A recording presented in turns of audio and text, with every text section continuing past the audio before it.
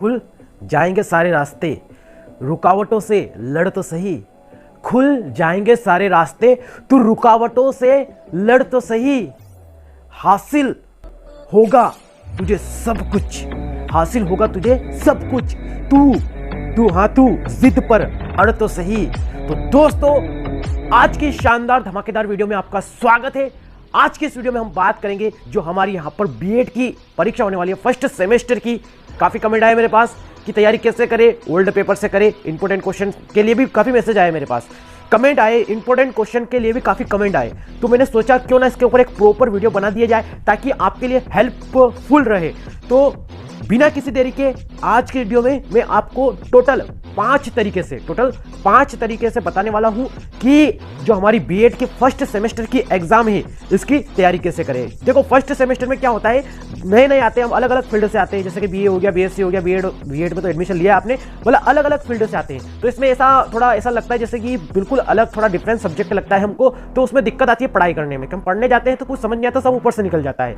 तो उसके लिए कुछ टिप्स वगैरह भी मिल जाएगी आपको बीच बीच में। तो चलिए मैं आपको पहले 5 पॉइंट बता देता हूं कौन कौन से वो बेहतरीन से 5 पॉइंट है जिसपे हम बात करने वाले हैं। नंबर 1 पे बात करेंगे हम पैटर्न, कि हमारा पैटर्न किस तरह का रहने वाला है। उसके बाद में नंबर 2 पे बात करने वाले हैं हम ओल्ड पेपर से कैसे तैयारी करें, उनसे कैसे तैयारी करें और ये कहां पे मिलेंगे, उसके बारे में बात करेंगे। ओल्ड पेपर नंबर 3 पॉइंट कि ओल्ड पेपर हम कहां से लें और तैयारी कैसे करें उनसे। नंबर 3 के बाद में नंबर 4था पॉइंट होने वाला है हमारा यहां पर कि आईएमपी क्वेश्चन से कैसे तैयारी करें, या आईएमपी क्वेश्चन खुद अपने मन से कैसे निकालें, या कोई ऐसा तरीका बताने वाला हूं जिससे आप खुद आईएमपी क्वेश्चन निकाल लोगे और खुद तैयारी करोगे तो वो एग्जाम में देखोगे हाँ ये तो मैंने सोचा था और आ गया। तो मैं कुछ इस तरह से बताने वाला हूं आपको आईएमपी क्वेश्चन के बारे में।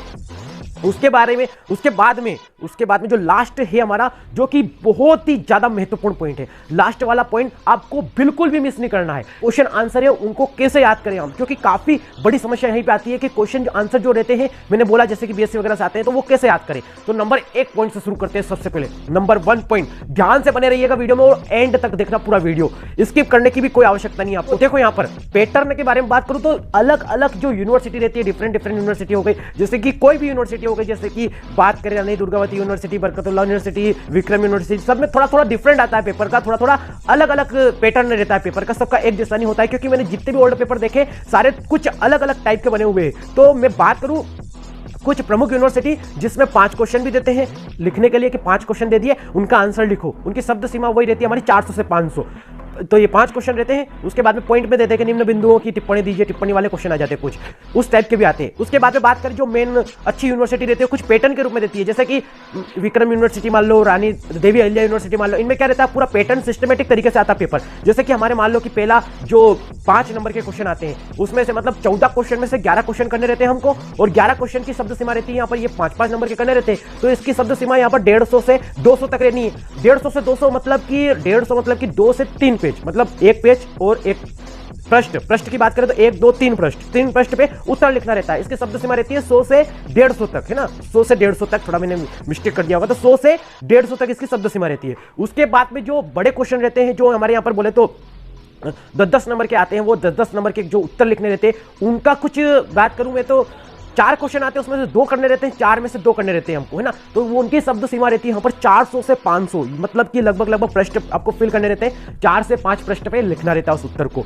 इस प्रकार से हमको इस पे ध्यान रखना है और पूरा व्यवस्थित लिखना है आपको। भले आपको कुछ नहीं आता है, चाहे उसमें आप गाना लिख दीजिएगा, लेकिन पूरे 4 से 5 प्रश्न आपको लिखने ही है, और इस बात का आप विशेष ध्यान रखें। अब दूसरा पॉइंट हमारा कि ओल्ड पेपर से कैसे तैयारी करें। ओल्ड पेपर से कैसे तैयारी करें, देखो ओल्ड पेपर अगर आपने कोई भी ली होगी सब्जेक्ट वगैरह, जो भी आपका है पैटर्न, जो भी आपकी बुक वगैरह ली होगी आपने, मार्केट में जितनी भी बुक होगी उनमें से कोई भी बुक ली होगी, तो मान लो कि जैसे कि हमारे इधर विक्रम यूनिवर्सिटी है, उसके अनुसार बात करें तो अनिल माला चलती है, 2020 वगैरह कुछ चलती है ऐसी बुक, तो ये मार्केट में उपलब्ध हो जाती है वैसे एग्जाम से पहले। तो उसमें क्या रहता है, जो पिछले वर्ष के जो पेपर रहते हैं वो तो पीछे दिए रहते हैं, या फिर बीच में क्वेश्चन वगैरह देते हैं, जैसे आपको पता ही है, आपने बीए वगैरह की एग्जाम दी होगी तो ऐसे बीच में लिखे रहते हैं, ईयर लिखे रहते हैं। वैसे आपको ये पता होती है बातें, लेकिन आपका दिमाग थोड़ा चलता नहीं है। तो अब क्या करना है आपको, उसमें उन जो पुराने प्रश्न वगैरह है उनको अच्छे से रिवाइज कर लेना 1-2 साल पहले के। जैसे कि मान लो कि अभी 23 में एग्जाम दोगे आप, नहीं 23 तो खत्म होने वाला, 24 में एग्जाम दोगे, तो 23 का पेपर कर लिया आपने, उसके बाद में 22 का कर लिया, 21 का कर लिया, 20 का कर लिया,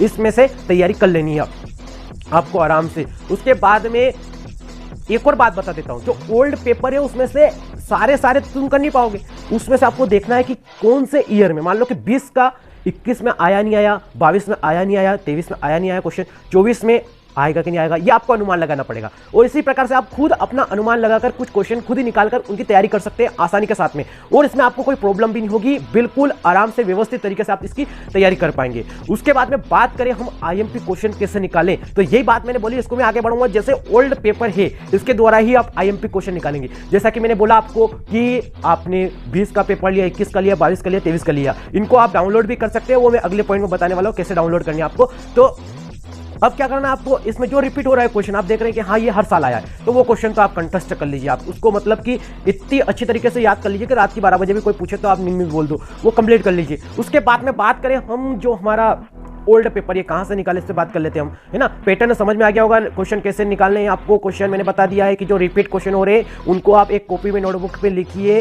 और इंपॉर्टेंट क्वेश्चन बना लीजिए। ये थोड़ी मेहनत आपको करनी पड़ेगी, नहीं तो मैं खुद आपके लिए करता हूं, तो कमेंट कीजिएगा, करके देखेंगे क्या होगा। फिर अब आगे देखो, फिर आपको अगला जो हमारा चौथा पॉइंट है कि ओल्ड पेपर कैसे डाउनलोड करें हम। देखो ओल्ड पेपर डाउनलोड करना बिल्कुल सिंपल है। आप गूगल पे जाइए, अपनी यूनिवर्सिटी का नाम लिखकर फिर वहां पर .com लिख दीजिए, या फिर आप ऐसे वेबसाइट पे जाएंगे तो वहां पर आपको आसानी से डाउनलोड मिल जाएंगे। आप आसानी से वहां से वेबसाइट पे डाउनलोड कर लेंगे जाके। अगर आपको नहीं मिलते हैं तो मैंने बहुत सारे ऐसे ओल्ड पेपर, जो पुराने पेपर है, वो हमारे जो टेलीग्राम ग्रुप है वहां पर अपलोड कर रखे हैं, तो वहां पर भी जाकर आप आसानी से डाउनलोड कर सकते हैं। वेरी सिंपल, टेलीग्राम ज्वाइन कीजिए, और विशेष प्रकार की सूचना जो भी रहती है उस टेलीग्राम पर अक्सर डालता रहता हूं बीच बीच में। कोई भी ऐसी सूचना आती है रिलेटेड, जैसे कि मैंने अभी 2020 का डाला था, जो अपनी न्यू NEP न्यू सेक्शन थी उसके ऊपर डाला था मैंने, आपने शायद देखे होंगे, वो PDF देखे होंगे, जो जुड़े हुए मेरे साथ पहले से उन्होंने देखे होंगे। उसके बाद में चलो अब आगे बात कर लेते हैं, हम लास्ट और आखिरी पॉइंट पे बात कर लेते हैं कि क्वेश्चन आंसर याद कैसे रखें। ये सबसे डिफिकल्ट पॉइंट होने वाला है। तो इसके लिए आप क्या करेंगे, जो भी क्वेश्चन है, मान लो कि कोई भी आपने जैसे कि मनोविज्ञान की परिभाषा लिखी है